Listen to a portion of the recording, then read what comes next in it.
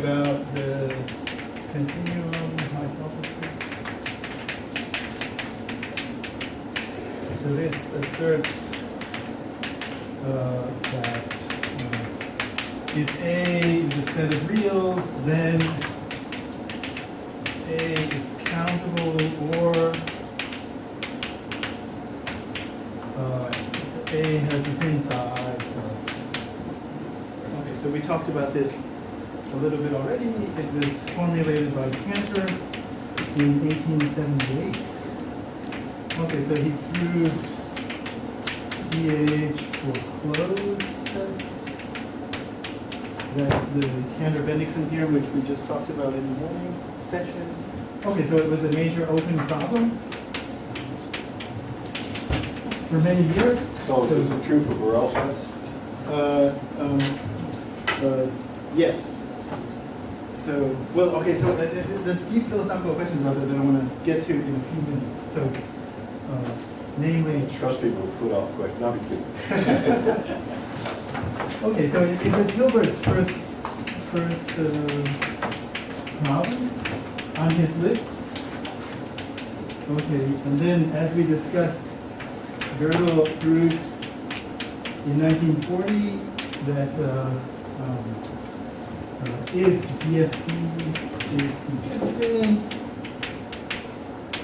then so is ZFC plus. You say a stronger result, if ZF is consistent. Yes, in fact they're equiconsistent, so it's equivalent. ZF is consistent, then so is ZFC plus continuum. Okay. Yes, so CH is safe to assume. And then Cohen proved in 1962 that if ZFC or ZF is consistent, so is ZFC plus not CH. I left all that out. Oh, I see. It's right over there. Okay, great. So this is what it means to say that you cannot prove the continuum hypothesis, and you cannot refute it either, unless the axioms already were problematic, in which case you could prove anything. So, but is it true? That's what we really want to know, not whether we can prove it or not. Okay, this is a very problematic question. Is it true? What does it even mean to say that it's true? It's not clear. This is a profound philosophical question. Let's say what the rules are. Well, we said what the rules are. ZFC is the rule. This is one of the decisions. The point is that the best axiomatization of set theory that we could come up with at that time was ZFC, and it didn't answer. So these theorems together show that the continuum hypothesis is simply not settled by the rules that were agreed upon at that time.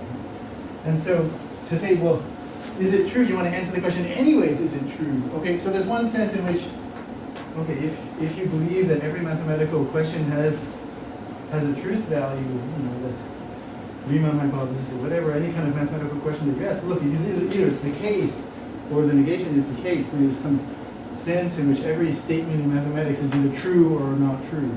So this is the intuition that was underlying this cumulative hierarchy that I was trying to get at. There is a kind of philosophy of set theory by which we think of when we construct this cumulative hierarchy, we take all of the sets, all of the subsets of the sets that we constructed up to a stage, and then all of the subsets again and so on, and iterate that, and then we really mean all of it in whatever sense that is. And then if you have that kind of picture, then this is the entire universe of set theory, everything that you get by going through all of the ordinals. Then either CH is true in this world or it isn't, and that's what we mean by true. But it's very hard to give kind of precise mathematical substance to that intuitive idea, because what is it that you're assuming when you say you take all of them and so on? What do you really mean all of them and so on? And so there's a kind of other ways to answer So those. you're saying that picture doesn't really make precise sense yet? No, it's a kind of intuitive picture of the nature of how sets come into existence. First, the elements do, and then the sets appear, and so on, and as we discussed. Well, you said this exists in every model of ZF. Right, but the point is that they disagree. Some of them have CH, and some of them have not CH. And so it's not just like there's one picture. Every model of set theory has its own picture. They all have a picture that looks like this, but some of them have continuum hypothesis and some of them don't. That follows from these theorems, right? And so just this naive picture doesn't settle it, right? And so the question really is, how are we to add axioms in mathematics? And this is a kind of philosophical question. It's not a mathematical question, really. So what's the criteria that you use to add fundamental axioms to mathematics? So, and set theory is just permeated with problems like this. We don't know how to answer this question. It's not a mathematical question. It's a philosophical question. I mean, there's different criteria that you could use. For example, you could look at the consequentialist perspective, and you consider a new axiom, and you look at its consequences, and do you like that theory? Is it resonating with ideas that you had about the nature of mathematics? And if it does, if you like it, then you accept the axiom on these kind of consequentialist grounds. Okay, so then there's a kind of scientific approach where you have a new axiom candidate and you look at its consequences and or you make predictions about things that you like. Yeah, that you care about, and if it fulfills them, then you take it like a kind of scientific method attitude towards the axiom, and if it's passing your test, then you keep it as an axiom. Or maybe you have some kind of platonic unifying vision. Okay, these are not mathematical assertions that I'm trying to make. There's kind of attitudes that one might have towards axiom candidates, and we have hundreds and hundreds of axiom candidates in set theory, all of which are independent, just like this. It's not just CH and not just AC. We have hundreds and hundreds and hundreds. Practically every statement of infinite combinatorics has the same kind of logical status. It's independent. And we don't know whether to take it as an axiom or not. We're just kind of exploring the entire realm of possibility now. This is what set theorists do. But maybe you have some kind of understanding of the nature of sets that's extending this picture somehow. This is last thing again. Well, what I mean is that you have some kind of understanding of the nature of the universe of all sets, which is something like the cumulative hierarchy, but more somehow, and that is making predictions about what else must be true. For example, one can have the idea that somehow anything that's true ultimately is already true at some stage. But this is an assertion. So in other words, you're saying V alpha is an elementary substructure of the whole universe. This is an assertion that carries with it additional consequences, right? So this is the kind of the vision that I'm talking about, some reflection idea that there's truth in the entire universe is already reflecting at a stage in some deep way and so on. And one can use that kind of idea to justify various large cardinals. Wait, what are these stages? They're at some point of the well ordering? Exactly. So the Harnack numbers. The Hartog numbers. Hartog. Yes. So these were the ordinals that keep going forever, and for every ordinal alpha we have to reiterate the power set operation alpha many times. That's what the V alpha structure is, and every set in the set theoretic universe is showing up in this hierarchy at some stage, and maybe you have the belief that that anything that's true ultimately is true already at some level. So for example, we would get models of ZFC already at some level, which is something that you cannot prove in ZFC. It's an extension. This would be an additional axiom. Okay, so there's different kind of understandings of the nature of the set theoretic universe that imply additional axioms that we might want to have. Okay, so I don't want to say too much about that, but rather what I want to do is give an example of an axiom which has consequences for the continuum hypothesis. So this was an axiom due to Chris Freiling in 1986. And it's called the axiom of symmetry.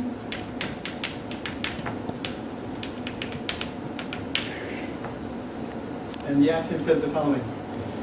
If I have a function that maps reals to countable sets of reals,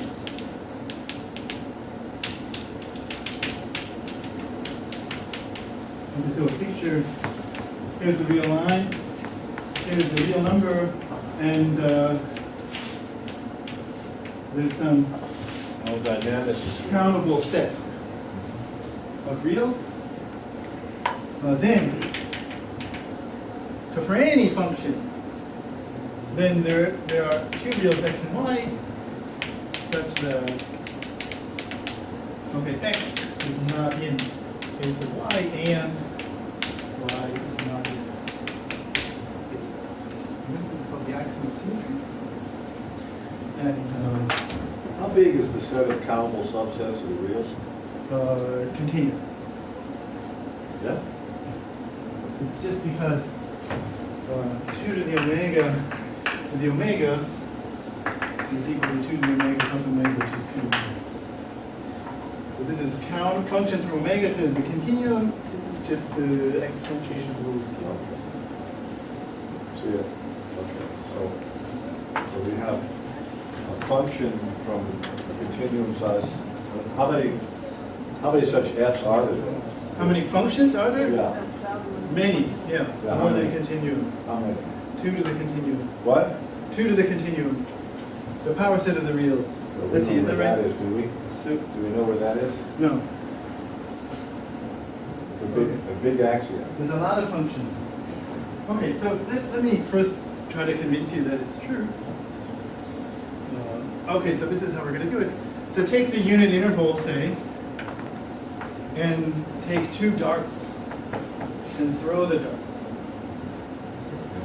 So one of them lands at x, and the second one lands at y. Okay. And now, I don't think we hit the interval at all.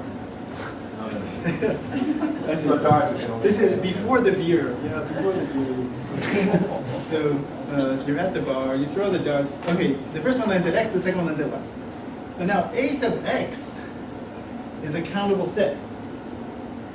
So almost surely y is not in a sub x. So 2 dots. First is x, second is y. The second one almost surely is not going to land in that set, because it's a countable set. And now, the reason for the name is that, well, it doesn't seem to matter what order we think about the darts. There's a kind of symmetry in the darts. I could think of the second dart as being first. And so also almost surely x is not in A and y, by the same reasoning, the symmetric kind of reasoning. You used that already. So almost surely y is not in ax, and x is not in ay. So this is the motivation for the axiom, this kind of dart throwing. I think it's true.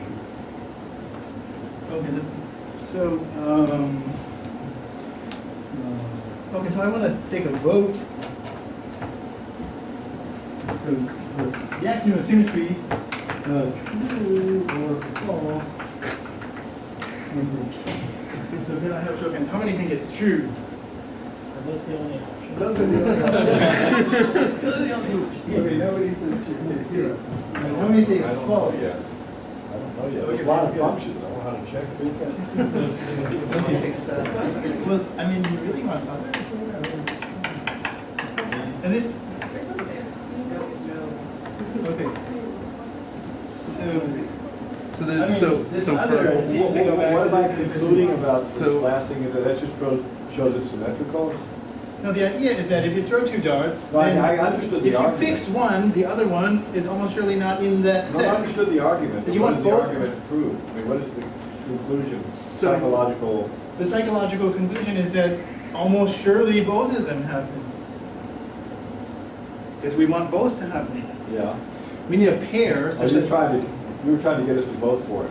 I'm trying to get So you to vote every- true. You were trying to get us to I vote for failed it. to get you to vote. This is the argument Freiling. Yeah, but he has to use every point. This actually is about every point. Oh, but if I get them even in the unit interval, I fulfill it, right?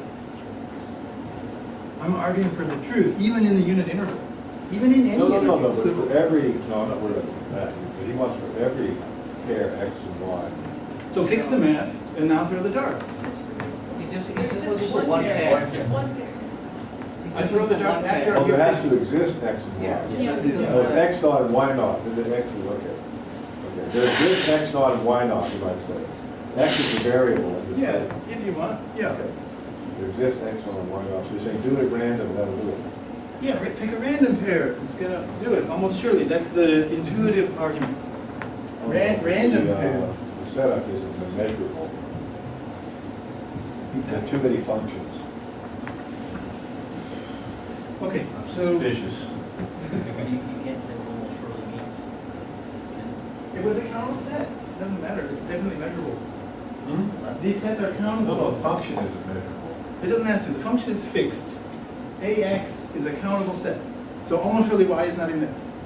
No, that's true, but the set of countable sets. For any fixed X, AX is a countable set. Almost surely Y is not in there. For any fixed Y, AY is a countable set. It's definitely measurable. Almost surely X is not in it.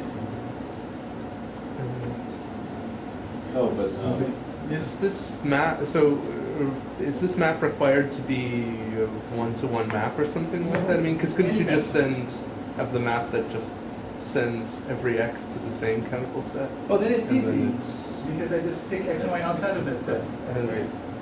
Okay, x, If you know the count, yeah, you can right, format here. okay, I see what you're saying. These sets no, are but the set tiny. of countable sets, it has the cardinality of the continuum you said, right? Yeah, yeah. But it doesn't have a Borel structure. It doesn't have the standard Borel structure.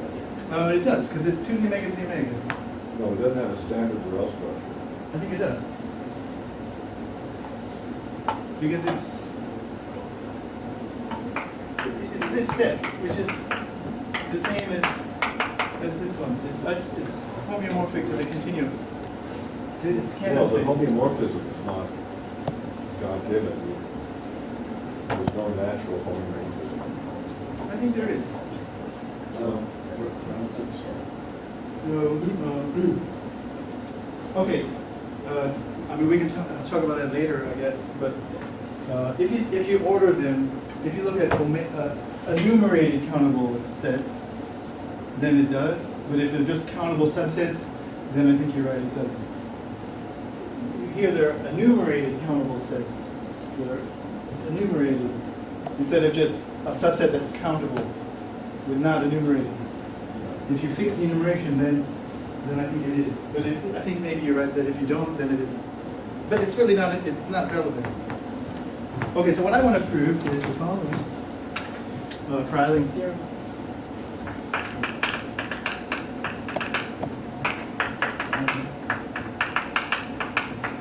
The following are equivalent. One, the axiom of symmetry. Two, not CH is simply equivalent to the negation of the continuum hypothesis. So let me prove that.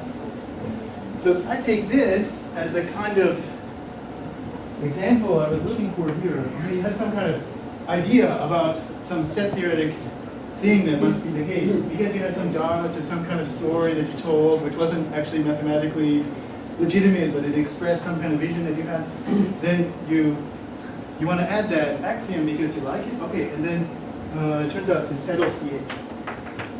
Can you exhibit a set which has intermediate cardinality? Yeah, I'm gonna prove this equivalence. Okay. So you're going to do it by exhibiting a set that has intermediate cardinality? Well, You can get away with it like that. it's easy to exhibit a set of intermediate cardinality if CH fails, because we know what the intermediate cardinalities are. And What?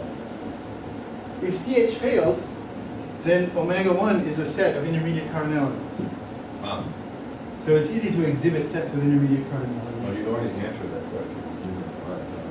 If it fails, CH fails means that the continuum is at least all of 2 in size. released. At least all of 2, it could be bigger. Yeah. Yeah, okay, let me just prove it. So let's see what we want to place 2. So you're saying if you know it fails, there's this canonical, There is a canonical set with intermediate cardinality. what is it again? The first uncountable ordinal, omega 1. Omega 1, first uncountable ordinal. It has size omega The 1. set of countable ordinals.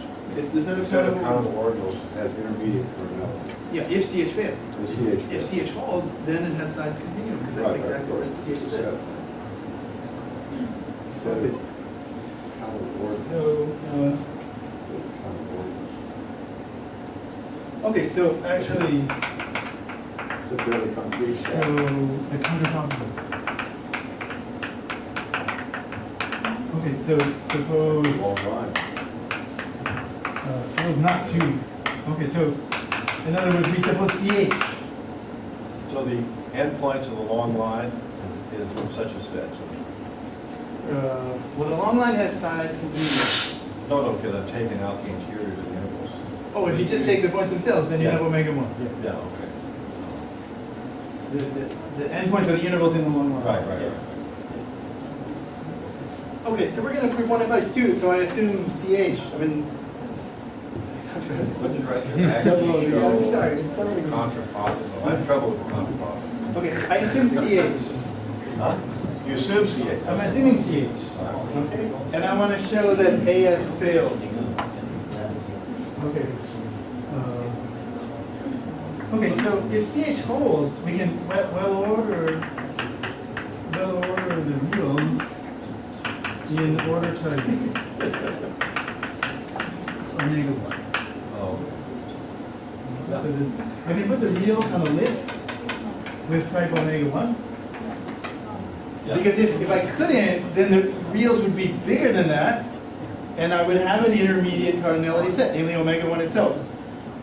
Okay, so omega 1 has the property that anything less than it has only countably many predecessors. Okay, so I have this Don't you find this function? I have this well ordering, which is isomorphic to omega 1. And now, I just map x to What's X? any real x. I'm telling you the function Oh, to its guys. to the guys that are less than it. Less or equal. Okay. That's a countable set. And it's countable precisely because omega 1 has the property that every initial segment of it is countable, but the whole of omega 1 is not. That's the special property of omega 1 is that every initial segment is countable, but the whole thing is not. So this is a countable set, and now, given any x and y, either x is less than or equal to y, or y is less or equal to x, because it's a linear order. One of them has to come first. And if this is true, Yeah. then x is in a y, and if this is true, then y is in a x, and so that contradicts the axiom symmetry. So if you have a well ordering of the reals in order type omega 1, then the axiom of symmetry is false. Because you can look at the predecessors of a given real, so this is x, this is a sub x, and one of them has to come first, so therefore you can't avoid it both Does that ways. prove everything? You gotta prove one more thing though, right? Doesn't prove they're equivalent, does it? That proves 1 implies 2. Okay, right. So if CH fails, then so does AS, so it's, I'm sorry, it's the, Joel, this is very similar to Shapinsky's crazy sense for the failure of Houdini's theorem. yes, this hidden Fubini. And in fact, actually, if you make a false proof of this thing, and they think it's true, the natural way for that is it would be Houdini's theorem. And this shows. Yes, that's exactly right. So I'm gonna say more about Fubini after I prove this. That was pretty neat, but pretty easy. Is the next part easier or harder? Okay, so let's go the other way. Yeah, it's not so hard. Huh? It's not so hard. There's another thing that comes after. So, okay, 2 implies 1. Okay, so now, assume not CH. Okay. And now we can pick any intermediate size set A of reals. I mean, if CH fails, then there's a set of intermediate size. It's not countable, and it's not equanimous with all the reals. Like omega 1. Like omega 1. I mean, omega 1 is not a subset of the reals, but we could Okay. pick omega 1 many elements of the reals if you want.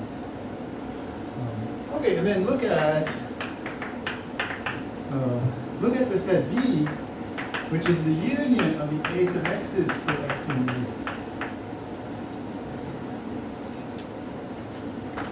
Okay, so in other words, here's the reals. A sub x. That's the function. We're trying to prove. Okay. We're trying to prove AS. So there's a Okay. function. Okay, fine. Okay. We fix the function. So Right. fix the map. We want to show this instance of AS. Okay, so here's the set A, intermediate. Every x in there is giving me more sets. That's That's very A nice. sub It's not x. countable though, right? Well, A isn't even countable, so, Right, so that can yes. but it's not very big because I've got fewer than continuum many sets, and each one of them comes with countably many more. So it's still less than. It's still less than the continuum. So B is less than the continuum. So what formula are you using for that formula there, that exponential? I'm using that.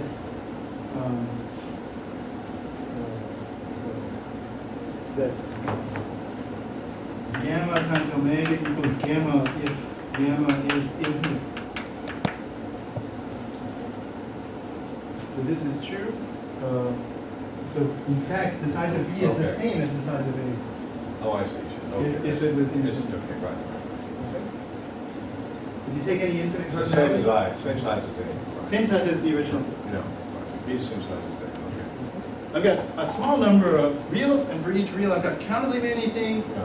So altogether I have that small number times omega, but that's still less than continuum. Okay. So in particular, B is not everything. So there is a y not in B, a real number. There's a real number that's not in B, because B is small. Okay. But now, let's think about that y. You haven't used the big axiom for choice at all. have you? There you just use multiple choice.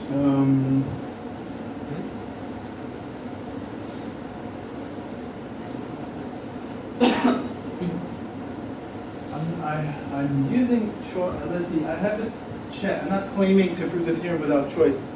So I didn't think about that. Oh, you didn't use it. Well, yeah, one Well has to be ordered, though. careful Yes. though.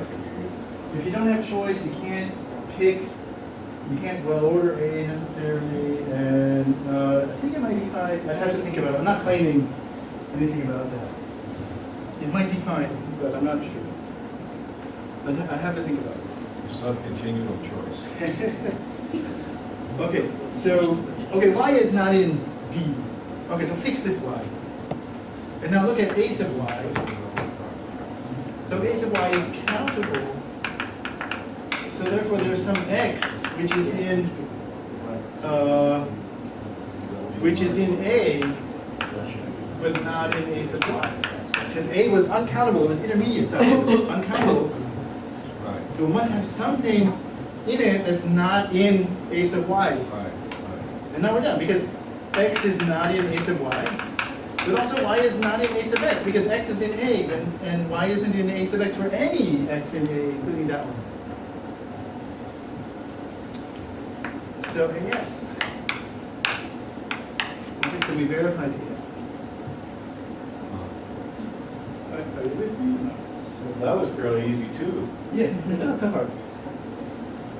Huh. Okay, so, all right, so how do we think about this theorem? I mean, so let me show you a higher dimensional version of it.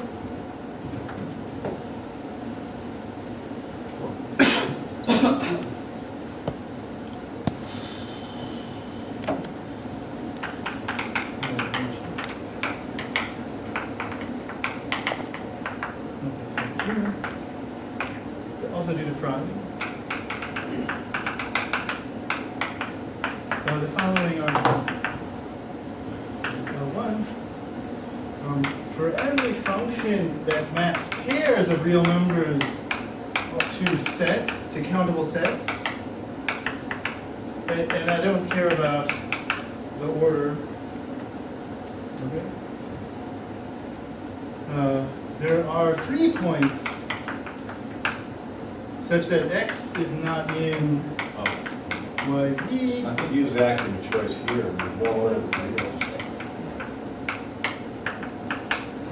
none of them is in. Wait, can you stop for a minute? You're putting more information on it. Okay. I want to analyze this Okay. proof. I mean, because the two steps are pretty easy. But- Yes. But when you well ordered the reals there, that was a pretty big, Yeah, that was using choice. that uses a pretty big thing. Yeah, that's using choice right there. Because otherwise it looks like Again, it's so almost, without this without- construction is a Borel construction. Took a lot of unions, well, No, because A is not countable. they've not counted. But these choices here are all Borel here. So without AC, without the axiom of choice, the different formulations of CH are not equivalent. So the way I defined CH was that there's no intermediate set. But another equivalent formulation, I mean in CFC it's equivalent, is that the reals can be well ordered in order type omega 1. And those are equivalent in ZFC because if you can't well order the reals in order type omega 1, then it must be taller, and so there would be an omega 1 size subfamily of the reals, and that would have intermediate size. But if the reals were not well orderable at all, which is consistent without the axiom of choice, then you can't necessarily find that intermediate cardinality. And so it's not the case that those two versions of CH are equivalent once you drop choice. So you need to be more precise about what you mean by CH, right? It's very common that it happens that you have some principles that are equivalent in ZFC, but when you drop some of the axioms, they're no longer equivalent, and it causes So some which two are kind of not problems. equivalent? So the no intermediate set property and the well orderable in order type omega 1 property, you know, What's that property? Say it again then. well, they're both called CH, but No, what is it? if you can well order the reals in order type omega 1, Ah, yeah, then there can't be any intermediate okay. The cardinality. two properties are, the reals can be well ordered with order type omega 1, and there's an intermediate. And there's no intermediate cardinality.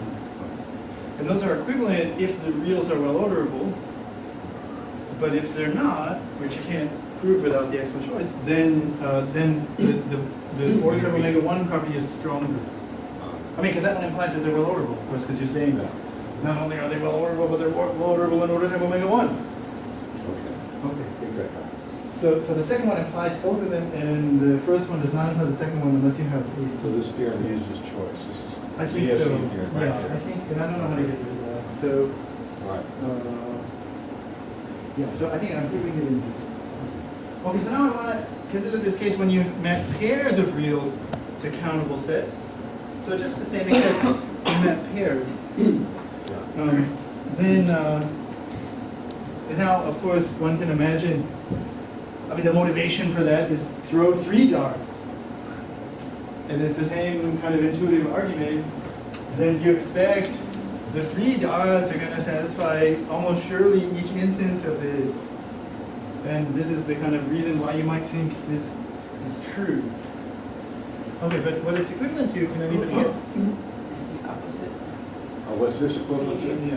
This is a harder No, axiom. this implies the other axiom. Huh? This implies the other axiom. Yeah, because we can just not use the second coordinate in our axiom. So this is a stronger axiom. This implies continuum is L2. No, already we knew the continuum is L2 here. Huh? Because not CH is equivalent to saying that the continuum is at least L2. No, I'm saying it's equal to L2. Oh, I see. You gotta guess something. I have a small vocabulary.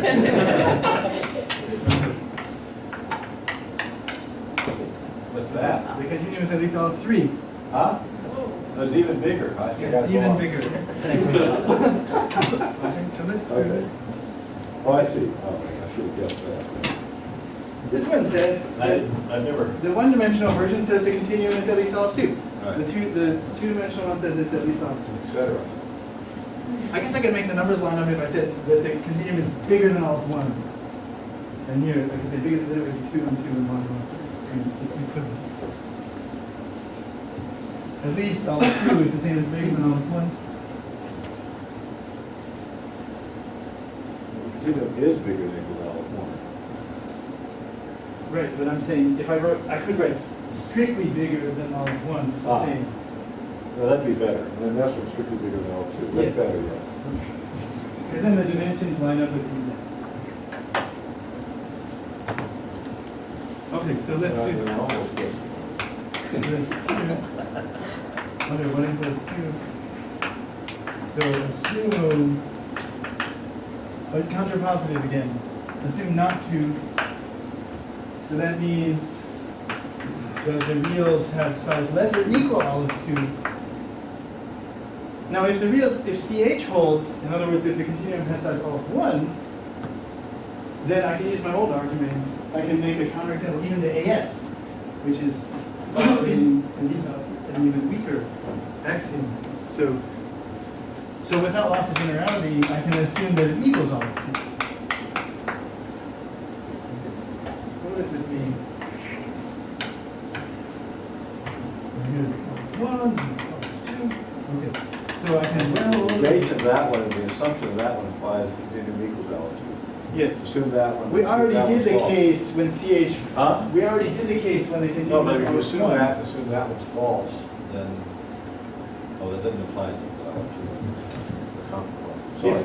If the size of the reals was olive 1, that would mean CH. Yeah. And I already get that AS fails, so therefore the two-dimensional version also fails. Okay, so I'm in the case when the continuum is equal to olive 2. So that means I can well order the reals in order type olive 2. And what does that look like? Well, every initial segment of olive 2 has size olive 1 if it's above that, or else countable. Okay, so the initial, yeah. Okay, so let well order the reals in order type olive 2. And now for each z, Are you writing that? What? That what? let triangle be a well ordering of the reals Oh. in order type olive 2. Okay. So because it's bijective with olive 2, Okay. so I can put a well Got it. ordering with Yeah. that order type. Now for any real z, the predecessors of z has size olive 1. So therefore I can let triangle sub z well order the set of the set of reals y such that y is triangle less than z. These are the predecessors of z. No. This has size at most olive 1, and so I can well order it in type less or equal olive 1. So every initial segment of this order is countable. It wasn't true that this initial segment was countable, but I can rearrange these now because it has size olive 1. I can rearrange them to a new order with this order with the property that every initial segment is countable. So I have some bijection with some new ordinal, with some new order, and now all the initial segments are countable. So this is the triangle sub z order.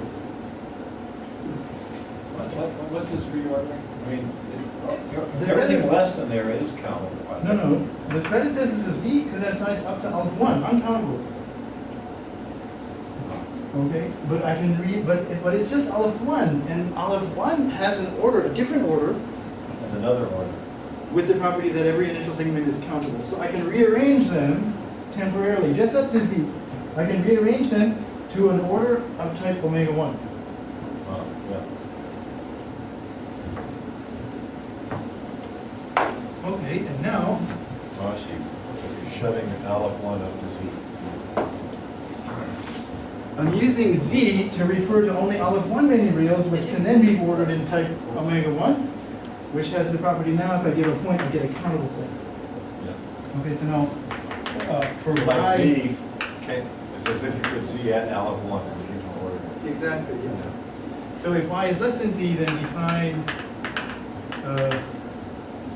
a sub yz as the set of x such that x z less than y.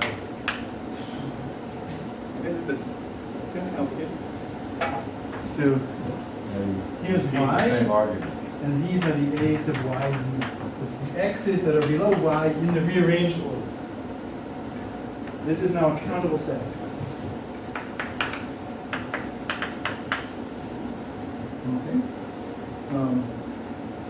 Okay, now given any, okay, let's put these subscripts on as Danny suggested. If I have any 3 points now, I'm trying to show that AS fails, right? So this is my map. I defined my map. YZ goes to this set. Okay, and given any points here, so one of them is biggest. Let's say Z. So it's like the Z that I used. It's biggest with respect to the original order. And then either X is going to be Z less than Y, or Y is going to be Z less than X. I mean, it's a linear order. One of those has to happen. It's just like before. Z was the big one. Now X and Y are less than it, so they're predecessors of Z. And in the rearrangement, one of them comes first. And whichever one comes first is in the other. So in this case, we're going to get X in A, Y0, Z0. I'm sorry, I dropped my subscripts here. So either X0 is in A, Y0, Z0 in this case, or Y0 is in A, X0, Z0 in that case. One of them has to happen. I should have heard less people.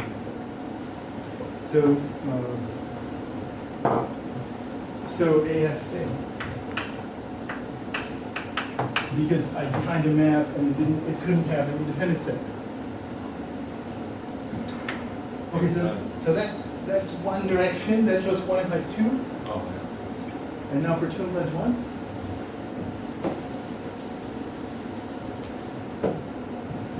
Let's see, 2 implies 1. So we assume that the reals has size at least olive 3. Yeah, it's bigger than olive 2, must be at least olive 3. So fix X alpha less than olive 2, a subset of the reals. I mean, this is not all the reals. Let me just look. I want to make sure I'm doing that. Okay. And now, so this is a subset of the reals of size olive 2. So let A be the set of all, and so the union over all alpha less than olive 2 of A, X alpha and beta, X alpha, X beta. So for those reals, I take the union of their sets. Okay. This is still size olive 2. I have olive 2 many pairs. Then for each pair, I have countably many reals. So the union of all those things has size olive 2. Okay, so there exists a Z not in A. So there's a real number not in A because it's only olive 2. But I assume that the reals have size at least olive 3. So it's not everything. Okay. And now fix Z's. Okay, and now look at the union over all alpha. Now just the first olive 1 many of those reals. I had olive 2 before. Now I take just olive 1 many of them, and I look at A and I pair them with Z. I fixed my Z, and that's going to be the real Z. But now I look at just olive 1 many, and I look at the target sets. This has size omega 1 only now, because for omega 1 many reals I have a countable set, the union of them still has size omega 1. So therefore, there is a Y, which is going to be some X beta on that list, which is not in this union. X alpha is equal to any alpha less than olive 1. Because I had olive 2 many reals here, this is the set of size olive 1, so therefore there must be some real on this list that's not in that set. That's my Y. But now I fixed Y and Z, so A sub YZ is countable. So there must be some X alpha among the first omega 1 many, which is not in that set. So pick X equal X alpha with alpha less than olive 1, where X is not in AYZ. Okay, and now if you think about what we did, X is not in AYZ, Y is not in AXZ, and Z is not in AXY, because X and Y were on one list. So I've got all three. So AS, I'm sorry, not AS, so secret one. Okay, so that proves this version. It works for any N.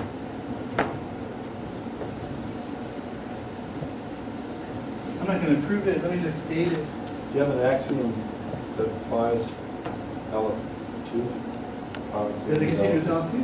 So there are many. Let me just state the version for N. So the following are equivalent to one. For any function that maps N tuples to countable sets, there is an N plus 1 tuple such that xi is not in the set where I skip xi. I don't know. It's sort of irritating to state it. So an independent family, each one is not in the set indexed by the other ones. And two, the continuum is strictly bigger than all of them. So it's just the same argument basically. I mean, it becomes more irritating as you can see. Okay, let's start going through the ordinals now. Yeah, so there's a transfinite version that goes beyond finite, but I'm not prepared to write the statement because I can't remember exactly what No, it is. so what, qualitatively, what happens? Oh, I see. Okay, so let me just tell you Solove's theorem, which I think. So what is the value of the continuum? I mean, here we just saw infinitely many Is he axioms. still alive? Yes, I saw him a few weeks ago. Okay, great. I was at a meeting at Harvard. Hang out with him 50 years ago. So here, in Solove, if V is any universe We don't know what that is. of sets, well, okay, let's just mean That's to say, right? satisfying ZFC. Okay, so model of ZFC. Oh, is that what it means? That's what I mean. Okay. Basically. Then, and kappa is any uncountable cardinal with uncountable cofinality. Oops, uncountable cofinality. So the cofinality, Way out there and way far from the end. the cofinality of an ordinal is the smallest set that is unbounded in it. Okay. So a cardinal kappa is regular if there is no short unbounded series. So for example, omega 1, the first uncountable cardinal has uncountable cofinality, because if you have countably many countable ordinals, then the soup is also countable, because the union of countably many sets is countable. So you cannot get up to omega 1 with countably many ordinals. So what's this definition? Kappa can't be reached by. So saying that it has uncountable cofinality means kappa is not equal to the soup of aleph n for n in omega, where aleph n is less than kappa. You cannot get to it if you have countably Okay, many. fine. Okay. If you have countably many ordinals, then you're not there yet. That's what it means to have uncountable cofinality. So, for example, if you think No, about that's not the right language. It's like, it's kappa cofinality. It's not countable.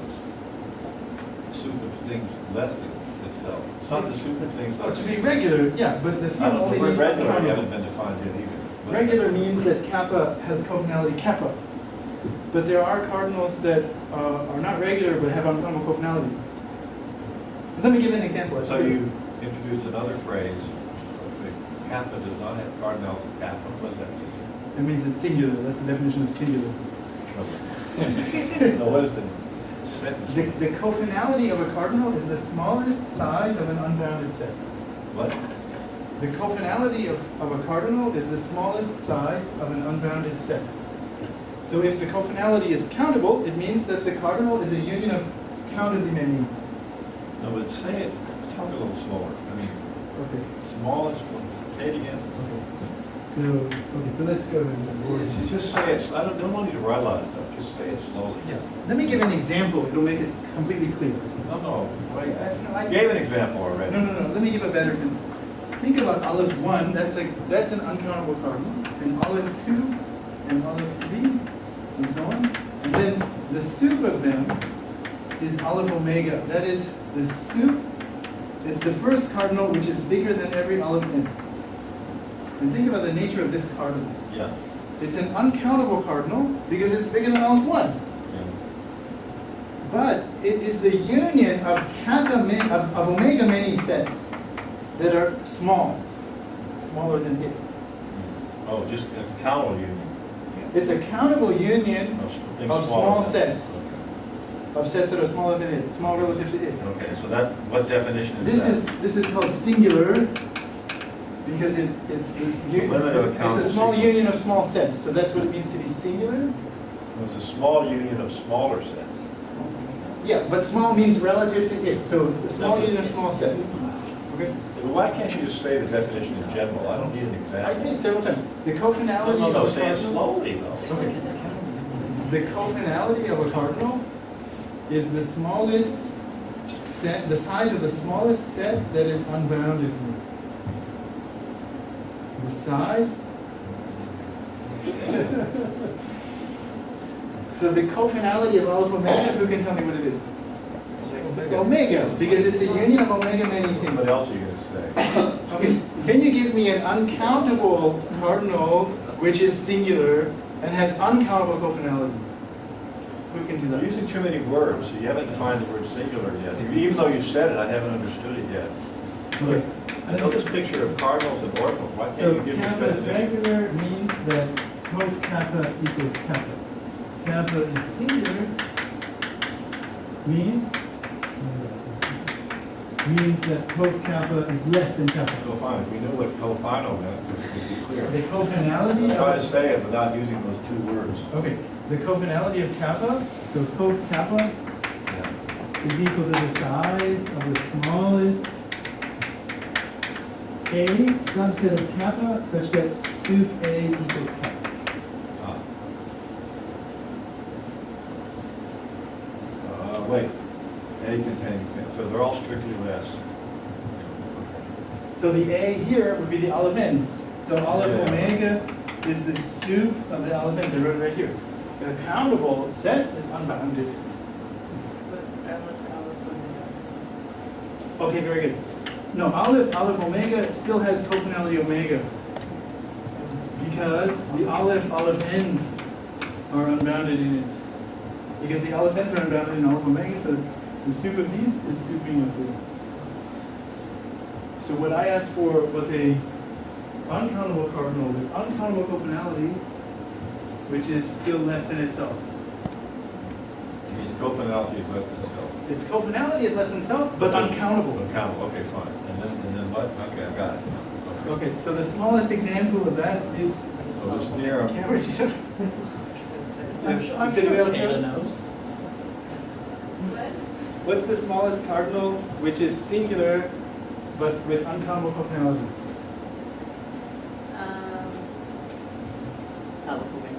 Olive omega 1, okay, very good. Olive omega 1. So this is the sup of the olive alphas for all countable ordinals alpha. So it has cofinality omega 1. The cofinality of olive omega 1 is omega 1, which is uncountable. But it's way less than olive omega 1 because omega 1 is olive 1, right? So olive omega 1 is way bigger than olive 1. So this is a singular cardinal, which is the supremum of an uncountable set, an uncountable set of size omega 1. So it has uncountable cofinality, but it's not regular. that's the smallest one. This is the smallest one. Okay, what's this theorem saying? Okay, so let's see. So that's not part of the thing. I didn't finish the statement. So if you have a cardinal, so the thing is, okay, let me finish the statement. Then there is another universe, V of G, that's a forcing extension. It's constructed by forcing. It's a bigger universe than the original one. I need another hypothesis. And the cap is at least the continuum. Okay. Then there's another universe with the reals in that universe is exactly cap. So what Solovey is proving is he's determining what are the possible values of the continuum. Okay. In different pictures of CFC. In different universes, yeah. In different. So for example, is it possible that the continuum is Aleph 2? What about Aleph 3 or Aleph 5? Or what about Aleph omega plus 17? Or for any cardinal that you like, could it be that one? Solovey's theorem answers that question because it follows that if you start in a model with the continuum hypothesis, then this requirement is following for free. And what Solovey's theorem says is the only requirement is that it should be uncountable and it should have uncountable cofinality. Well, that's sufficient, but it may not be necessary. It is necessary. So, and that's called Koenig's lemma. The Koenig's theorem, I'm sorry. Koenig's theorem says if you take the continuum and you raise it to the omega, then as we've noted before, it's still the continuum. So this was this question about how many countable subsets of the reals are. Well, there's exactly continuum many. But for any cardinal kappa, kappa to the cof kappa is always strictly bigger than kappa. This is a generalization of Cantor's theorem. It's called Koenig's theorem. But you can prove it almost the same as Cantor's theorem. It's not very difficult. And what it means is that thus, the cofinality of the continuum must be strictly bigger than omega, because if you raise the continuum to omega, you just get omega. It would violate this if the cofinality of the continuum were omega. So it follows by Koenig's theorem that the cofinality of the continuum must be uncountable. You cannot write the continuum as a union of omega many sets of size less than the continuum. But that doesn't quite. And that means that the cofinality must be uncountable. And so this is a necessary and sufficient criterion for which cardinals can be the continuum. This is not distinctly regular and singular at all. It can be singular, it can be regular. Yeah. So either one is allowed. For example, the continuum can be Aleph omega 1. This is totally allowed because this is an uncountable cardinal and it has uncountable cofinality. The continuum cannot be Aleph omega. The continuum is never Aleph omega because this has cofinality omega. And that would violate Koenig's theorem. So the continuum cannot, it can be Aleph 1, it can be Aleph 2, it can be Aleph 3, and so on. All of those cardinals are regular. It cannot be Aleph omega, but it can be Aleph omega plus 1, or omega plus Aleph omega plus 2, and so on. All of those are allowed, all the way up to Aleph omega 1. Okay, it can be basically anything. Okay, this theorem is amazing because it tells us. You use this technique of Cohen, which proved it was sort of independent. Yes. Sort of It's harder, yeah. Yeah. The proof of this theorem, it came shortly after, right after Cohen invented forcing, then there were just hundreds and hundreds of forcing arguments that came out immediately. This was one of them that pushed that forcing theorem. Just like pick a Boolean algebra and see what you get. And the original attitude was people would just define some partial order, take the Boolean algebra completion, and then see what happens. And they would sometimes get amazing things. And for this one, it's What year is that one? I don't know exactly, but in early 60s. 60s. Yeah. Early mid 60s, I guess. Yeah. This is not even iterative forcing, but just one step forcing goes this way. It's pretty definitive in terms of what you get then. Yes, and it's also indicative of what came in the following decades, which is that basically the situation in set theory is that almost any statement of infinite combinatorics is independent of CFC, proved by forcing. Is the continuum bigger than all 3? Independent. Is it bigger than all 4? Independent. Is it less than all of omega 1? Independent. Is 2 to the omega 1 bigger than all of 5? Independent. Any statement that you ask is either trivial or else it's independent. This is the lesson. This is the situation in set theory. Every non-trivial statement in infinite combinatorics is independent of CFC. And there's hundreds and hundreds and hundreds of examples. So, okay, that's okay. So, I mean, I can give more examples of that. Let me just illustrate actually by mentioning. You were going to talk about the axiom of determinacy. Yes. Determinacy or something. So I had several topics planned, but I don't think there's any chance of doing all of them. So, Tell us about the axiom of determinacy. okay, let me do that. So let's go. Determinacy. Axiom of determinacy. Determinacy. It's not such a good name, but okay, axiom of determinacy. So the context is infinite games of perfect information.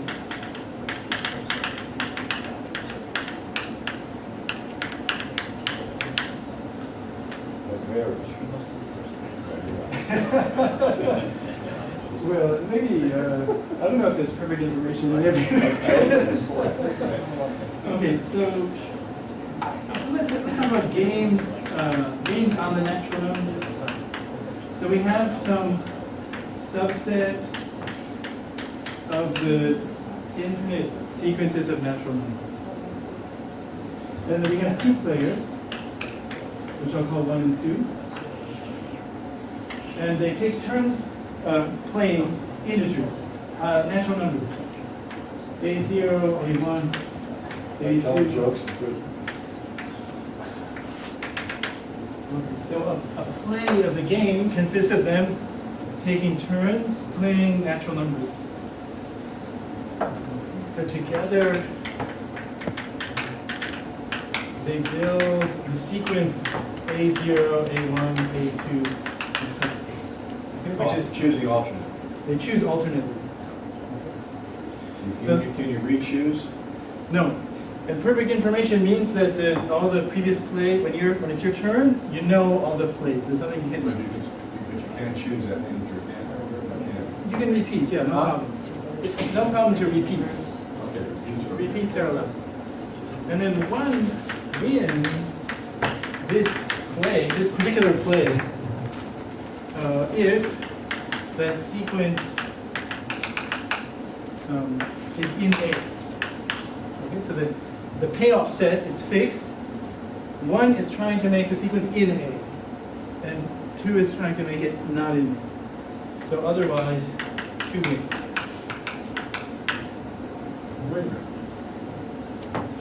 They don't know what A is, do they?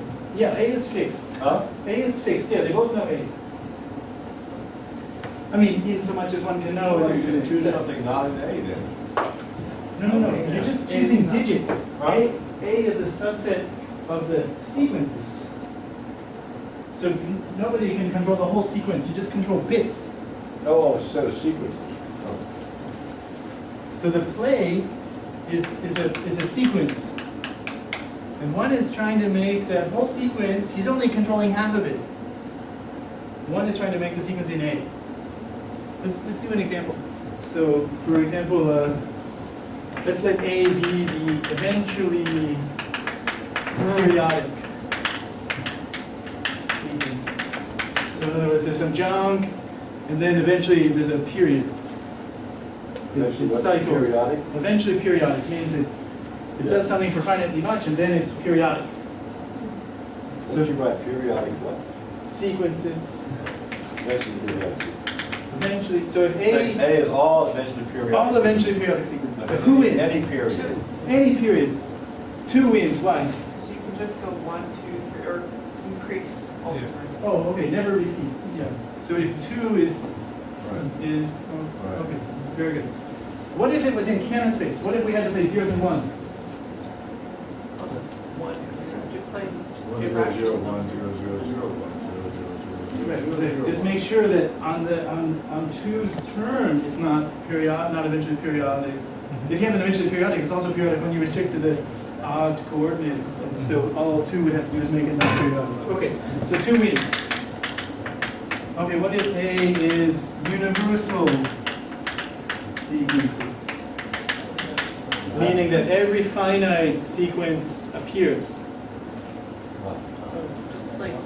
6 on. Yeah. Okay, if 2 plays 6 every time, then you're never going to have 5, 5, 5. Up here. Okay, so 2 wins. What if A is countable?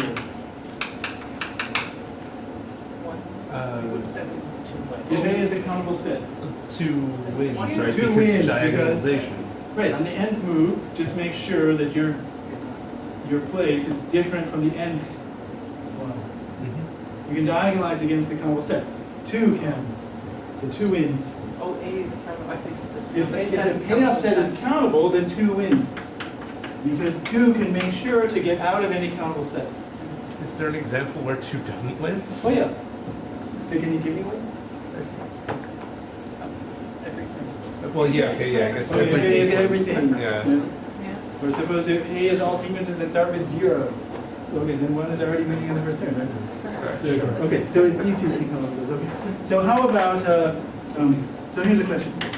If 2 wins a set A, does 1 win for the complement?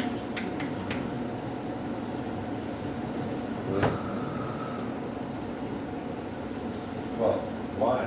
Why should he? Well, it seems to have at least a naive appeal that if you can win the set, then I should. If you can get out of the set, then I should be able to get in the set. Maybe. If there were a symmetry in the players, then I think we would No, but expect. 2 knows about the complement. Yeah. Okay, so who can give a counter? Is it true or not? So can you give a counter? I'm afraid. You can have a set such that whether or not 1 wins is totally under 2's control. For example, the set of strings whose 4th digit is a 7. 2 can win that set by making sure to play a 7 there, but 2 can also win the complement by making sure to play a 6 there. So it's not true, right? So there's a false symmetry. There's not a symmetry in the game because 1 goes first. If you play on the complement, 1 is still going first, right? So there's not, the players are not symmetric. But the same player can win both the set and its complement. What? The same player can win a set and also the complement of that set. It just means that the sort of game is totally under that player's control for whether you're in or out of that set. Okay, let's see, where are we here? Okay. So let me introduce the axiom now. Oh, I need to say what does it mean to be determined? So a strategy, what is a strategy? A strategy is a function. I don't quite understand this game. So for every set A, we have a separate game, and for a given game, we have many, many plays of that game. Yeah. And that each play of the game gets a winner depending on whether the thing is in A or not.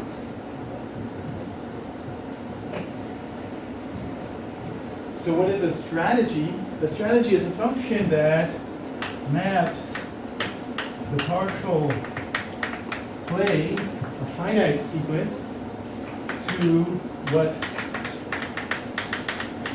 should be played next. So the strategy tells you what to do, given what's happened in the game so far. So it's so a strategy for player 2 should, given 1's move, should tell him what to do. And then given 1's reply, should tell him what to do next. And so on. So a strategy technically is a function from the finite sequences to the next move. And you can use such a strategy for either player. You know, given the partial play so far, it tells you what to do next. So sigma is winning. So strategy is what you play next. The strategy is a function that, given in a situation, tells you what to do. I'm not saying it's a good strategy or bad strategy, that's just what a strategy is. A strategy is a winning strategy for player 1 if, for every play where one follows sigma, in other words, for every infinite sequence such that whenever it was player one's turn, he used this strategy to determine the play. So it's saying if every play where one follows sigma is in A. In other words, if he follows the strategy, then no matter what the other guy did, he'll win. Okay, and similarly, sigma is winning for 2 if every play where 2 follows sigma is not in there. So in other words, if 2 follows that strategy, then no matter what player 1 does, he's not in the set. And so 2 wins.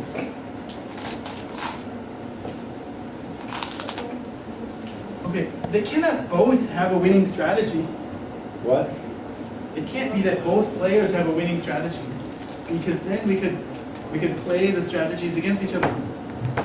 There would be a single play where both players were following their strategy, but it would have to be in A or not in A. So not both. Not both can have a winning strategy. At most one. Okay, so the axiom of determinacy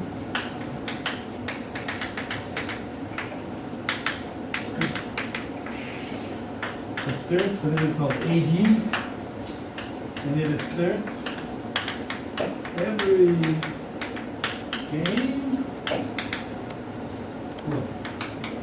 for every game, okay, what is a game? It's a subset of the sequences.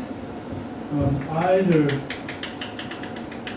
one has a winning strategy or two. One of the players has a winning strategy.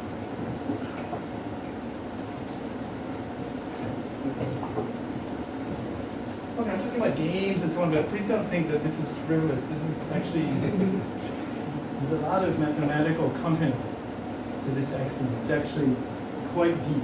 Okay, so please don't think, oh, he's talking about games, it's fun and nonsense and so on. This is serious mathematics. So, and I'm going to try to convince you of that by mentioning some results. But there's a lot of very deep mathematics connected with this axiom. But can you warm us up by this, some theorem I can't quite remember, that there's some class of finite games so that Sure, yeah, I'm going to do that. something is always true, like Yes. one always has a winning strategy because he could just play two's winning strategy after his first move. I see. Yeah, let me do a slightly different thing, but it's similar. So, I don't know, I don't remember, sorry. okay, so let me prove the, let's see.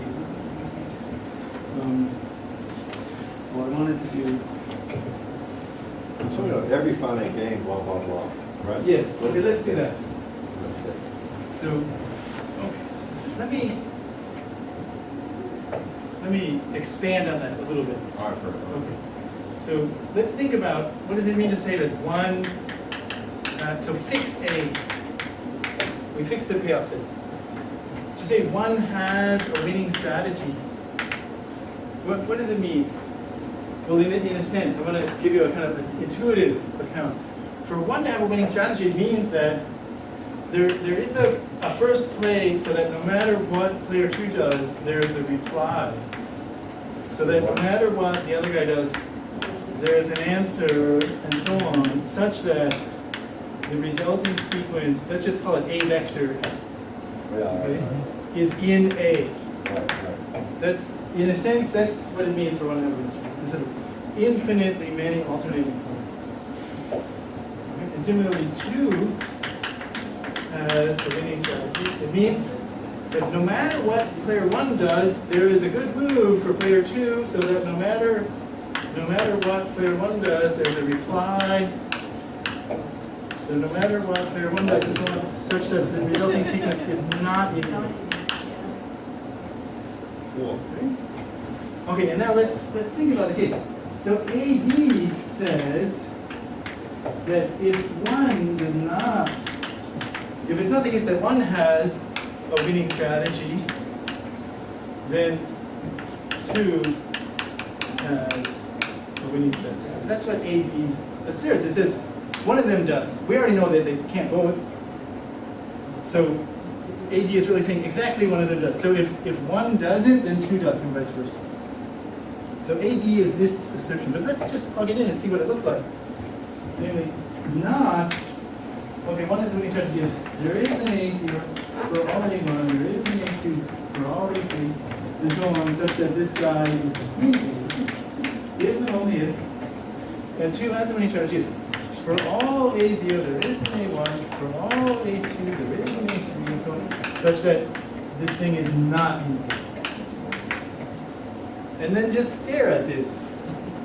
Because I don't know if any of you have ever looked at, say, equicontinuity or uniform continuity or something, and if it's not the case, and so on, maybe you have some intuition for what happens when you negate a bunch of quantifiers, then when you take this not and push it past all the quantifiers, then they switch to the other one, and you end up with a not inside, which is exactly what we have.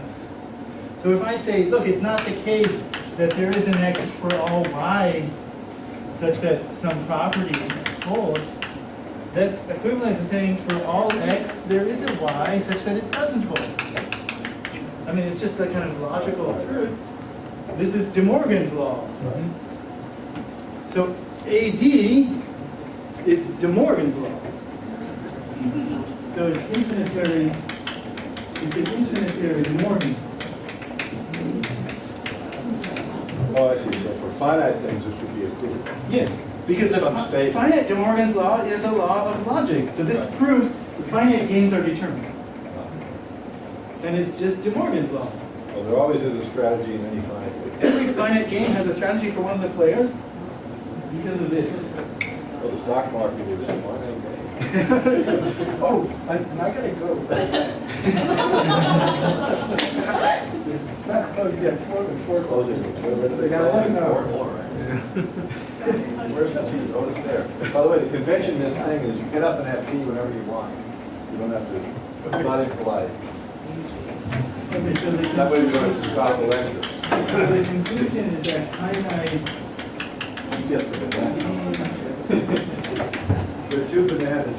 No, there are 4 bananas. Oh, so the axiomatic purposes sort of Right. this idea of yes. Okay.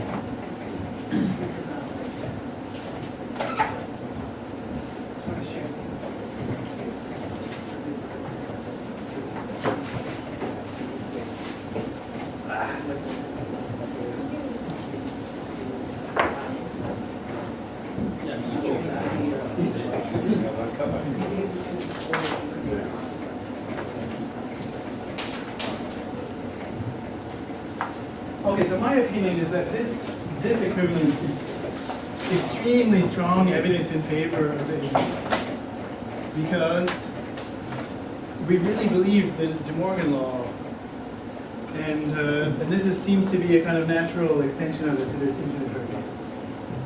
Okay, so let me give you some further evidence.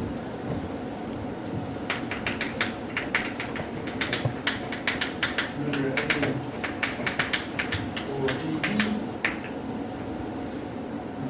Okay, so in ZF plus AD, we don't have the axiom of choice anymore, but I allow myself. I give What did I myself. miss? What did I miss? That was beautiful. Finite games have a solution. Okay, but not just that. I take this equivalence to be, in some intuitive sense, extremely strong motivation for AD as a natural principle. I don't know. It's sort of infinite. That's true. Okay, so it's qualified. But wouldn't it be great? Have you heard about the Grant groupoids and this theorem of Mazur that shows that 2 things are equal by writing A, B? I mean, he writes an infinite expression and he uses the associate Oh law. yeah, the Mazur Great trick or art. something. Yeah, right? the Mazur trick. So I like, if you do something But like is it- that here, you could get a contradiction because you have a knot. Yes. I don't know. I mean, Okay, so let me give you a little bit more evidence then. Because remember, I said basically everything in ZFC, everything in set theory is independent of ZFC. So we're always searching for these kind of motivations, and we can't answer questions about the truth of the axiom because it's independent and we don't have any other way. So when you're considering a statement in set theory, it's very often the case that if you want to think about whether it's really true, you need to tell some kind of philosophical story about why you like it or don't, or look at the consequences of it and so on. I mean, of course, when you prove independence, then these are mathematical theorems. But as far as the truth of the axiom is concerned, this is what we're left with. There is no proof of the truth of it because it's independent. You can't prove it. Okay. So here's some consequentialist grounds for AD. Further, what? Further evidence for AD. Okay. Oh. In this kind of scientific way of thinking. Right? Wait, AD, So I and have what's DC? Zermelo-Franco without choice, Yeah. the axiom of determinacy, and this is dependent choice, what I was telling you. Oh. It's the strengthening of countable choice. To allow you to go through a tree. It means you can take countably many choices in succession where the later choices depend on the earlier choices. It's strictly Take stronger. uncountable. Oftentimes when non-set theorists are talking about countable choice, they're really talking about DC, but they're sloppy. So you have to watch out. If you make choices such that the later choices depend on the earlier choices, then you can't get this from countable choice. You need DC. DC is the principle that you're probably using. But the DC involves going up an uncountable tree also? No, countable heights. Countably many choices in That are succession. dependent. Yeah, they're dependent, they're not independent. Countable choice is independent choice. Each choice is made regardless of the others. That's stronger. No, that's weaker. Dependent choice means that the range of possible choices for the next choice depends on the earlier choices that were You can made. still do it. But you can still do it anyway. Okay. All sets of reals, these are consequences, are Lebesgue measurable. Follows. Because you play a certain game. And the fact that player 1 does not have a winning strategy, you can prove that player 1 does not have a winning strategy in that game. So therefore, by AD, player 2 does, and that gives you a cover with G delta sets, so the set is measurable. It's like that. Yes? The original proof of solving of this the both this was an axiom of the accessible cardinals. No, this is different. So Soloway proved that it's consistent that every set is Lebesgue measurable from an inaccessible, and that's an Well, equiconsistency. it was DC plus inaccessible. Right. So, but this is different because Soloway's argument was merely proving that it was equiconsistent. But here we're getting it as a consequence of the axiom. It's much better. Right? This is a much later. This is not a forcing argument. It's just a consequence of AD. You play a game, and as a result of that game for your set, you have a G delta cover with outer measure, whose measure is equal to the outer measure, so the set was measurable. So this is later than solving. Yes. So, although the consistency of AD was not known, so even if you knew this, you wouldn't know Soloway's consistency. It wasn't known until later. So you're saying not only the measure, you can construct a kind of Borel construction of it? Well, not every set is Borel. You can prove there's non-Borel sets from DC. So, What did you say? You said something about outer measure and inner measure. I'm saying for a given set, you set up a certain game, and then the strategy from that game allows you to find a measurable set whose measure is equal to the outer measure of the original set. And so the set was measurable. You cover the set such that the symmetric difference is measure 0, so the original set must have been measured. I'm not prepared to present that game, but it's nice. It's directly using the game part of the AD axiom. Most of these arguments are. So every set of reals differs from an open set by a meager set. A meager set is a countable union of closed nowhere dense sets. Okay, so this is saying basically almost every set is almost open in the sense of category, not category theory. I don't know why. Plus 2 meters. every uncountable set of reals contains a perfect set. So this is like CH. Okay, but you don't get the other version of CH. You won't get that the reals have order type omega 1. Okay, because there's other consequences of AD. Okay, these are great consequences. It implies this beautiful structure theory. In measure theory, every set is measurable, every function is almost continuous, and that everything is beautiful, every function is measurable, everything is working out great. Excuse me, the unrestricted axiom, countable axiom of choice would also allow all sets to be divisible. That's one of Solomon's theories. Yes, but that's just a consistency result. These are consequences of AD. It's a better situation. Right? These are stronger properties than what Soloway gets. But also the situation is better because there are consequences of AD instead of just equiconsistent with AD. So in Soloway's argument, it's a forcing saying and so on. Whose theory is this? Oh, you know, I'm not really sure. It's kind of folklore AE. I'm not sure whose names to put on it. No. I don't know. It might be the Cabal. There was a group of set-theorists in Los Angeles in the 70s that did all kinds of stuff with AD, and it included people like Wooden and Kekris and Soloway and Martin and I don't know who else. Jensen was there, and all of this stuff was known to them, and maybe it was known earlier. I'm not exactly sure. Yes. So this contradicts choice, right? Yes. So why don't we do that? Yeah. Of course, from the axiom of choice, we can make a Lebesgue measurable set. So this. Yeah, but already when you make the non-measurable set, do you just choose cosets in R of Q? Sure. This is the Vitali argument. Isn't that just countable choice? No, it's not. So that's still. No, the classes are countable, but you have uncountably many classes to choose from. Oh, and that's what makes it. Yeah. So the family you're choosing from is uncountable. Can I interject one very quickly? Sure.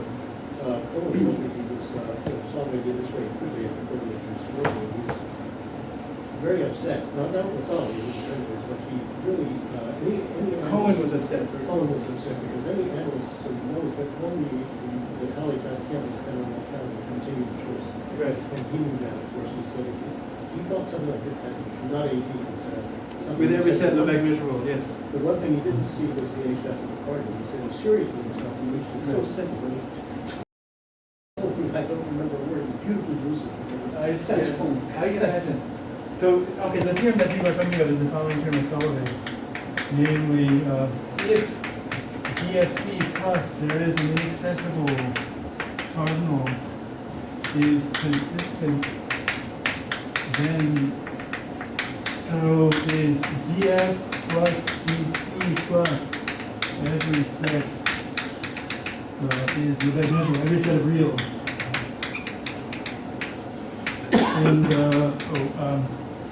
And then at the time he proved this. In the proof, he was using this inaccessible cardinal, which everyone thought was a defect at the time.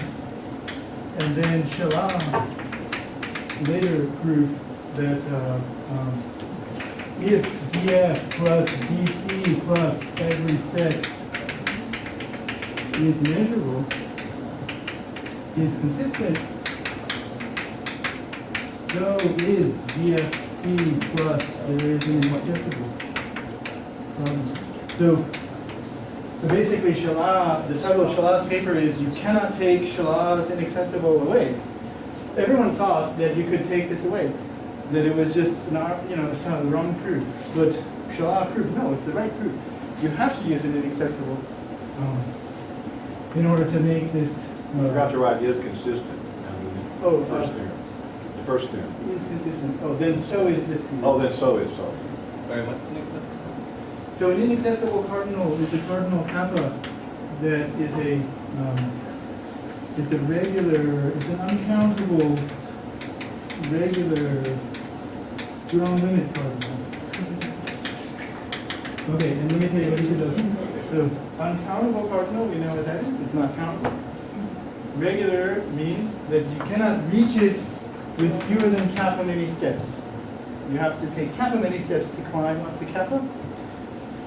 Strong limit means that if gamma is less then 2 to the gamma is also less. So basically, the no process is a set theory which accepts this from below. Yes.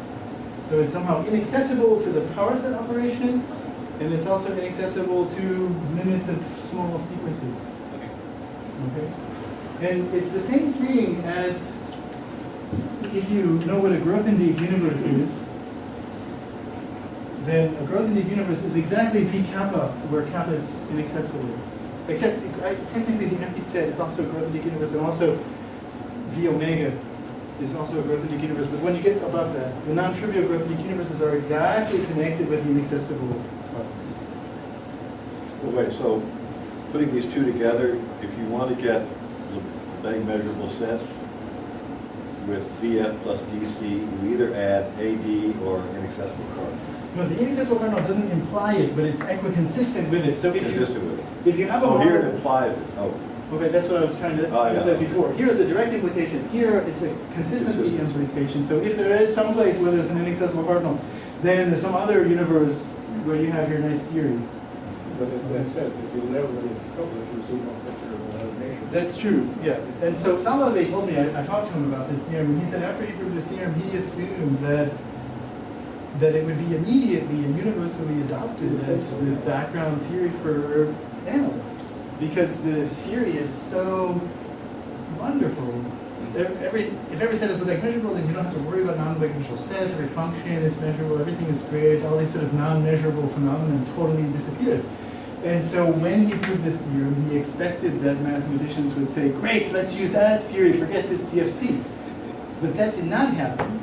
And what I take away from that situation is that there is enormous pull for the axiom of choice. Mathematicians have been just a not second, willing just a to second. give I up. was one of those mathematicians, but I didn't hear the theorem this way. I heard that if you only have the countable axiom of choice, every set is Lebesgue measurable. That's the way I heard it. Well, You that's don't not- invoke the uncountable. You No, never it's invoke the consistent to have that. Yeah, is the it's theory. consistent to have that. Yeah, I mean, if you can never prove that every set is Lebesgue measurable by dropping an axiom. No, it's because consistent to have it. it's consistent to have it. Yeah, that's what the theorem says. Except even one countable choice, DC. I mean, it's more than countable choice. No, but not anything about inaccessible cardinals. Yeah, okay, because No, there's a Matt theorem, said there's no- isn't there a theorem that says if you don't have uncountable axiom of choice, then you could assume every set is Lebesgue measurable? Because every construction I know of in non-Lebesgue measurable set uses uncountable. Provided that axiom. inaccessible cardinals are consistent. Provided, because of Shalat, you cannot prove that unless you also know that an inaccessible cardinal is consistent. So another way to say it is, okay, everybody knows in the Vitali construction of a non-Lebesgue measurable set, where you pick one point from each equivalence class of extension, each equivalence class of translation by a rational, you pick one point in each. So countably many copies of that, translations of that set cover the real line. So what is the measure? Well, if it's measure 0, then the whole real line would have measure 0. And if it's positive measure, well, then also it You can't. do it on the circle, then. Do it on the circle, then. Okay. Then you get a copy. So then the measure would be too enormous It would because be you have infinite, exactly. Okay. So the construction of the Vitali set involves these arbitrary choices from the equivalence classes. So the question is, well, can you do it without choice? And the answer to that question is you can do it without choice if and only if inaccessible cardinals are inconsistent with CFC. Is that this last theorem here? It follows from this. So, in other words, we should be exactly as confident in the consistency of an inaccessible cardinal as we are in the assertion that you cannot do Vitali's construction without choice. If you believe, how many believe that you cannot do Vitali's construction without choice? Okay, we all do. Everybody believes that. Okay, but then you should also believe that inaccessible cardinals are consistent. No, but I because know those are from our same. experience that if you never use uncountable choice, you never could get a non-measurable set. I know from Okay. experience. And that statement is I exactly mean, for equivalent. 20 years of doing analysis and dynamics, I mean, every way of doing it. Okay, so the point I'm trying to make is that that confidence that you have is exactly equivalent to the consistency Fine, of an well, that's inaccessible. true then. Right, so is it There's inaccessible consistency. cardinal? Is that like a phrase? Is it? A measurable cardinal is much stronger. Yeah, and AD is way stronger. This is very strong. By the way, there is. Oh, AD is stronger than that? Oh yeah, much stronger. There is in Thurston's notes on hypercon geometry in the proof of Mostov's rigidity there, he doesn't use exactly this, but something like this.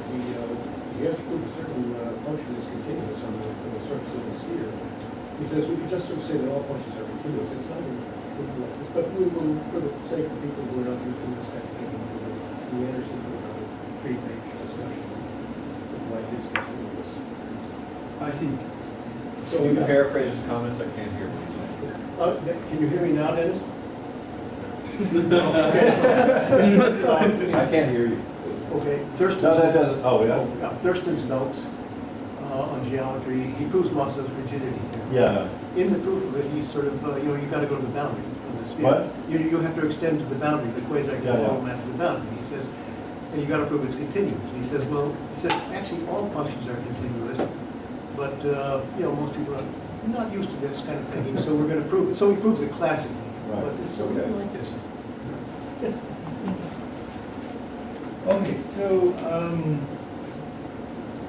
all right. So let me go on and prove. So this is Gale's theorem. What's his first name? Okay, I'm not sure. Actually, they're economists. They're not mathematicians. I mean, of course, they proved this theorem. David's not David. It might be David. I'm not sure. They're both economists, though. This sort of this AD. They invented AD in proving this theorem. They were the first to define it, and they were interested in the sort of economic theory, the sort of infinitary gaming theory. But the set theorists took it over when we realized all this stuff. So every open game is determined.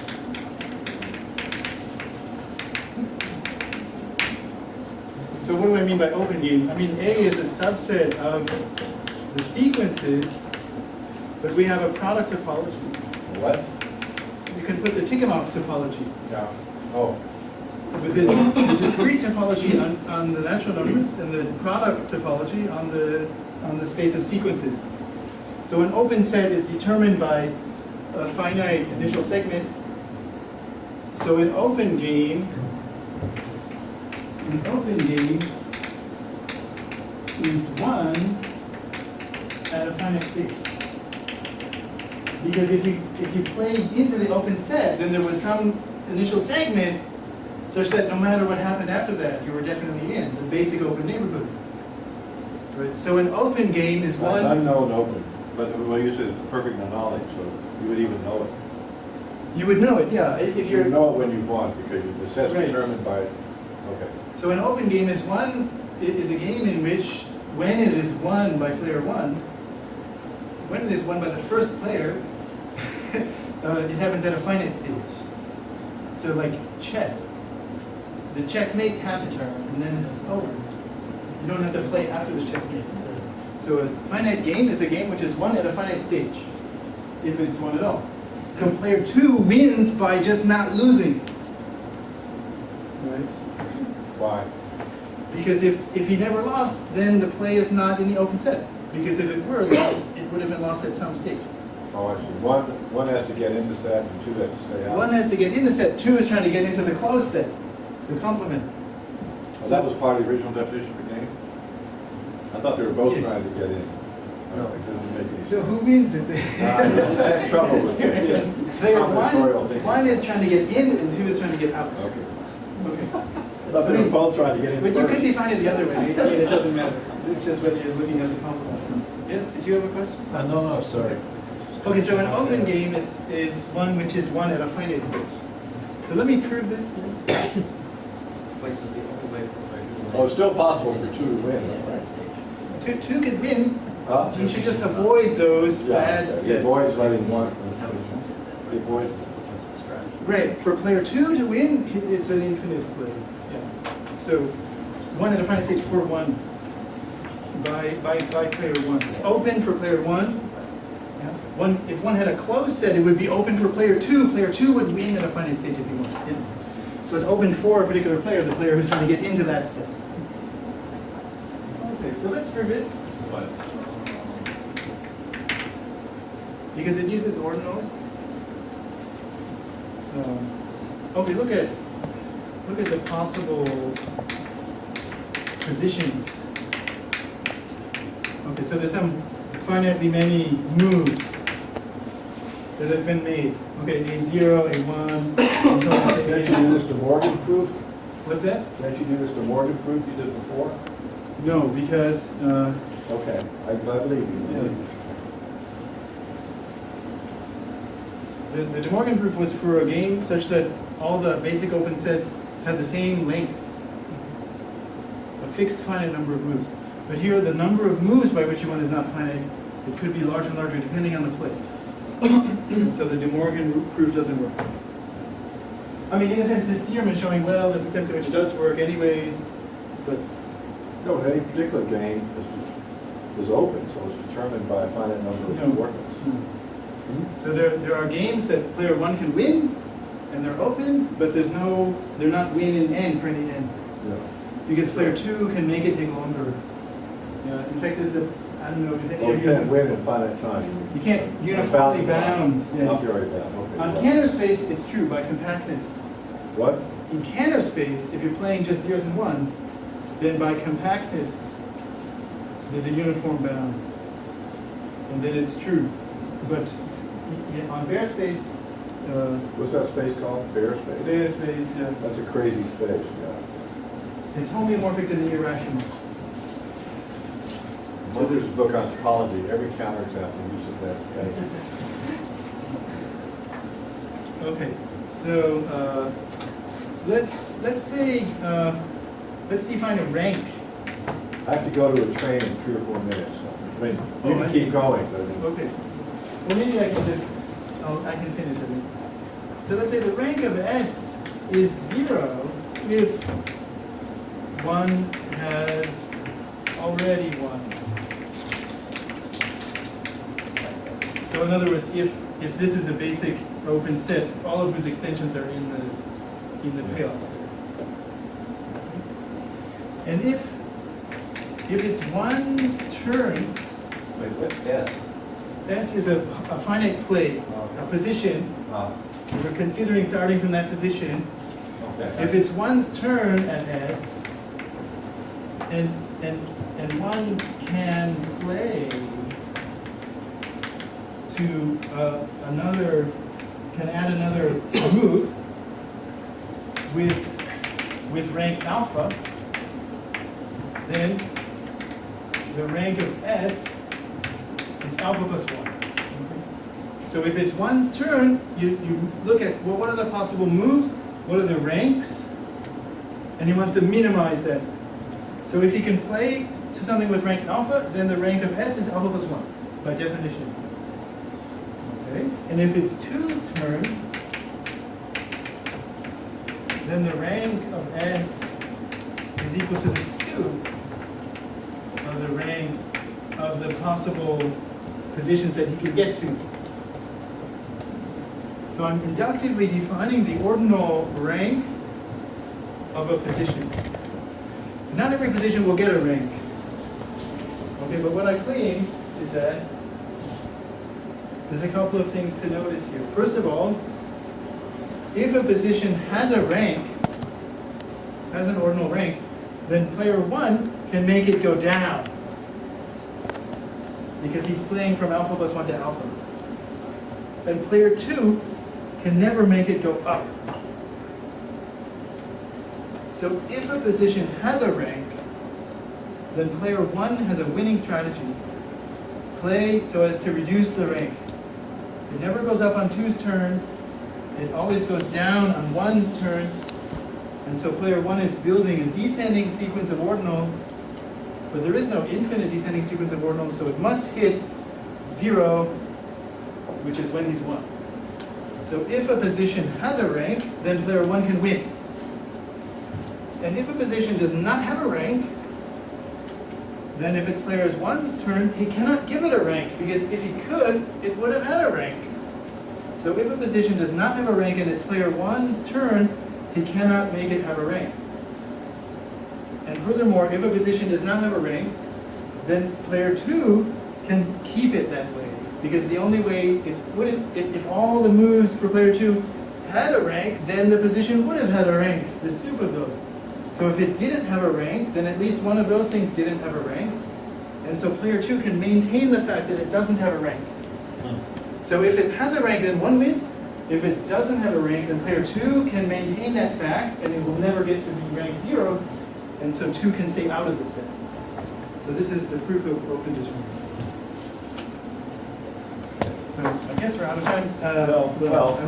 We have a couple more minutes. I have to go. It was great. Okay. Thank you very My much. pleasure. Sure. So,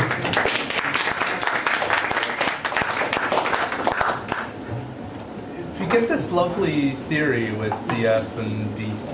This one or this one? This one's better. Either way. So what's the drawbacks of that? Oh, I see. Well, you cannot have choice. So So that's a pretty big drawback, I think, because it's inconsistent with the axiom of choice. but I mean, you get part of choice. You get so, part of choice. That's So true. what bits of Yeah, okay. So choice do you you're lose? subscribing to Soloveit's theory that everyone should just adopt the dang theory and we should work in this theory. Well, I don't know, right? But I'm just wondering what. So like, what's aside from the existence of non-measurable sets, what's something that fails if you don't have choice, but Okay, so do you for have example, directed AE choice? implies that there is no from omega 1 e to the 0. So you have an uncountable set, the smallest well-orderable uncountable set, but you cannot map it into the reals. That's kind of strange. So you cannot, there's no uncountable subset of the reals is well-orderable. Another weird thing is there's an equivalence relation on the reals, so that if you take the set of equivalence classes, this is bigger in size than the continuum. Huh. Which is totally bizarre. I mean, because you have a set, you chop it into pieces. You know, there's a lot of pieces in each equivalence class, and the number of classes is now more than the number of points. Which sounds wrong, but it's a consequence of AE. So, in fact, that's a consequence just of knowing that the reals are not well orderable. Already you get this. Is it just from that? Isn't it? I thought you needed every set to say. The only perfect. No, you get it from this, I guess. If you know this, then it's enough. Yeah. Because then the Hartog number of the reals is omega 1. Oh, okay. And that's what you need. Because you have omega 1 many classes and plus, I'm sorry, the number of classes is R plus omega 1, which is bigger than the reals if omega 1 is not embedded. So, That's crazy. Okay. So.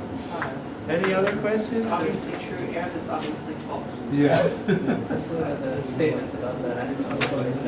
Yeah. Yeah, but the joke's wrong because the well-ordered principle is obviously true. Right, of course. If you only care about ordinals. All right. Well, I guess we're done. So it's a pleasure to meet you.